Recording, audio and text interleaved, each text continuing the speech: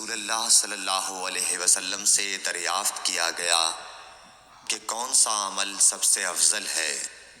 فرمایا اللہ اور اس کے رسول پر ایمان لانا۔ کہا گیا اس کے بعد کون سا؟ آپ نے فرمایا کہ اللہ کی راہ میں جہاد کرنا۔ کہا گیا پھر کیا ہے؟ آپ نے فرمایا حج مبرور۔ صحیح بخاری حدیث نمبر 26۔ رسول اللہ صلی اللہ علیہ وسلم نے چند لوگوں کو کچھ عطیہ دیا اور ساتھ وہاں موجود تھے۔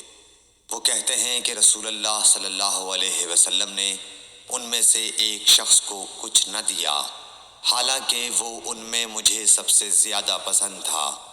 میں نے کہا حضور آپ نے فلاں کو کچھ نہ دیا، میں اسے مومن گمان کرتا ہوں۔ آپ نے فرمایا مومن یا مسلمان؟ میں تھوڑی دیر چپ رہ کر پھر پہلی بات دہرانے لگا۔ حضور صلی اللہ علیہ وسلم نے بھی دوبارہ وہی جواب دیا۔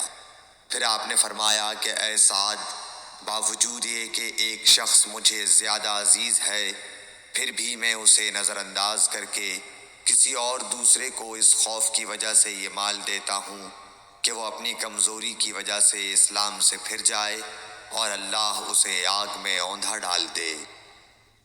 صحیح بخاری حدیث نمبر 27۔